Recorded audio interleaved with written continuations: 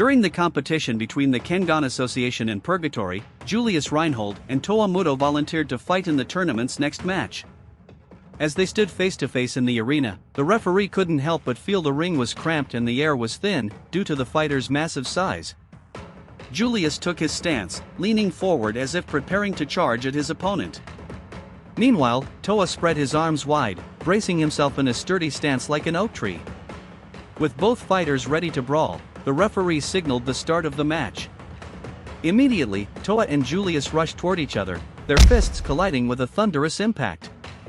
The shockwave from the blow forced the referee to brace herself. Toa strikes first with a palm strike to Julius's face, followed by a right-handed strike that knocked Julius back despite his guard. Without pause, Toa lunged again, hammering both hands against Julius's defenses. Ryuki and Koga are amazed by the power of Toa, as he strikes Julius again. Yamashita, also observing the match, notes that this is a battle between two super heavyweights, so the destruction will be immense. Koga points out that things aren't looking good for them, as he can see that Julius is being pushed back. However, Wakasugi sees otherwise, since he has fought him before, and knows that it will take a lot more than that to defeat Julius, who has now grabbed on to Toa's wrists. He calls Toa a pesky fly, telling him to stop his buzzing, and then strikes back with a powerful punch to the stomach. We then cut to a flashback in a country named New Zealand. The narrator takes over, describing Fiordland National Park, a terrain carved by glaciers and shaped by a man named Toa Mudo, who calls himself the Seeker. Long ago, there was a legendary warrior named Toa Mudo, the Maori people's spiritual leader and strongest fighter. Countless tales are still told of how he fended off foreign invaders during his reign. His powerful bloodline was passed down to the beast of destruction, Toa Mudo. Back in the present, Julius lands a heavy blow to Toa's gut. But the sound of the impact is off, which Julius senses at the moment his fist connects. Toa absorbs the hit and retaliates, slamming Julius into the ground with a devastating hammer blow. Toa then tries to stomp on Julius's head, but Julius quickly rises and blocks the attack. He counters with a powerful punch, knocking Toa back. Julius follows up with another strike that crashes into Toa's face, then lands a series of punches that push him further back. However, Oma notices something. He points out to Wakasugi that Toa is taking the hits with ease, and warns that things aren't looking good. Julius throws another punch, and while it lands, Toa spins with the impact and counters with a devastating Manga Manoa strike. The blow lands cleanly, sending Julius flying across the arena. The referee begins the countdown as the audience watches in shock. Oma admits that he had a feeling this might happen. A stunned Yamashita asks if Toa really just turned Julius's power against him. Oma confirms it, explaining that Toa shifted the flow of energy to reduce the damage. He elaborates, stating the backhand punch Toa threw diverted the force of Julius's own attack right back onto him. Wakasugi, watching intently, asks if that was one of Oma's techniques. Oma replies, admitting that he's not entirely sure, but the movement is very similar to one of his own styles. That technique Toa just used, Oma says, is just like the Nico style's redirection kata.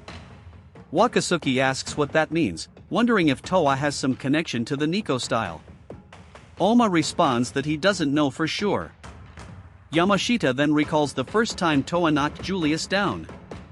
He remembers the strange sound when Julius's punch landed on Toa's torso. It didn't sound like a solid hit and it looked like his torso had gone limp.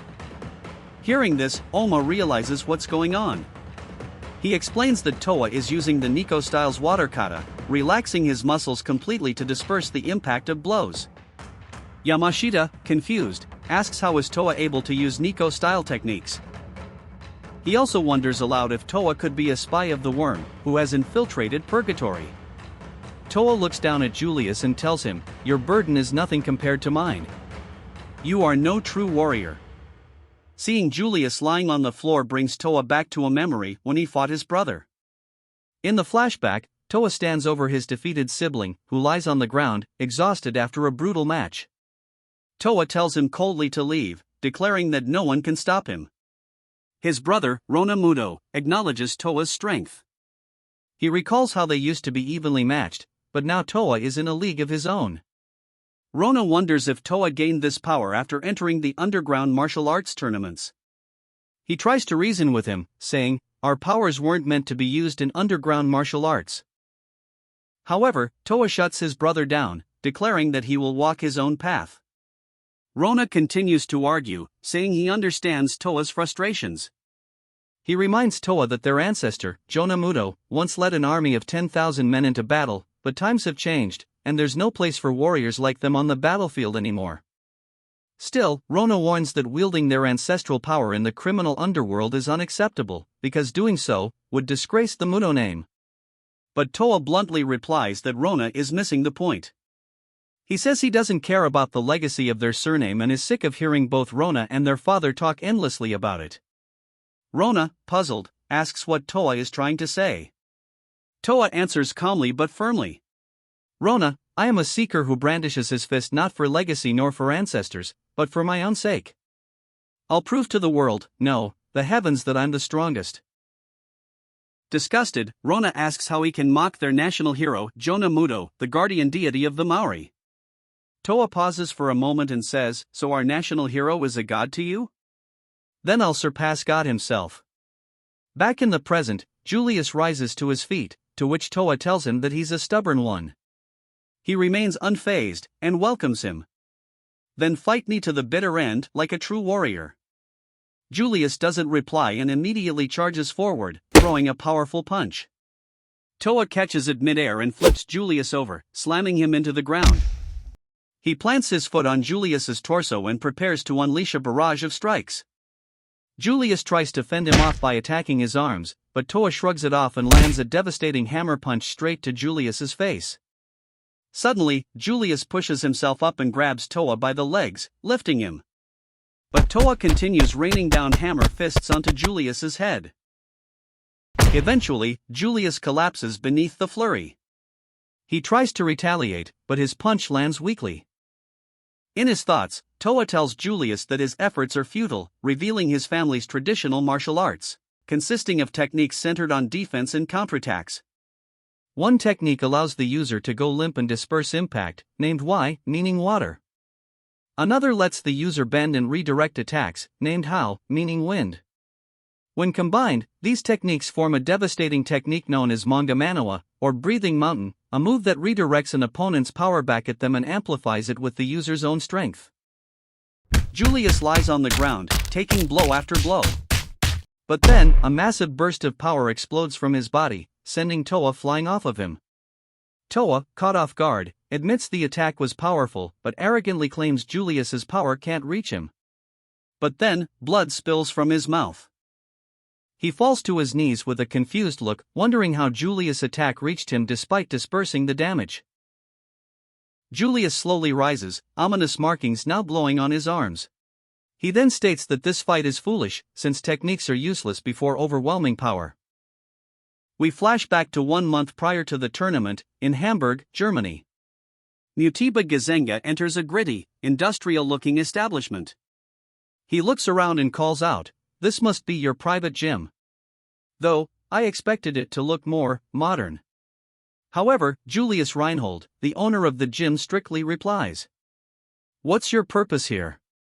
Mutiba tells him that the competition's been rescheduled and it's now happening in 1 month. Julius then asks if that's all he came for. Mutiba chuckles. "Hey, don't be such a stranger, remember I'm the one who put in a good word with Miss Tamari for you. And if you win your match, you'll be handsomely rewarded, so I'm rooting for you." Julius responds, stating, "You don't need to worry, because now, I've reached higher heights, and no one will ever put me to shame. Not Wakasuki, Kano Agito, not even Kuroki Gensai." He flexes his arms, and the muscles morph into an unusual formation. The sheer density and precision of the transformation is staggering. Julius calls it the Gott Toter Steinbacher, also known as the God Killer Rock Drills. Back in the present, Yamashita stares at Julius's forearms, baffled, wondering what is going on with his muscles. Wakasuki, watching closely, responds, "It's muscle control, but on a level I've never seen before." Returning to the ring, Toa analyzes Julius's muscles. deducing that it must be some form of muscle control, which involves the art of controlling your muscles, but it's specifically used to flex a specific part of one's muscles.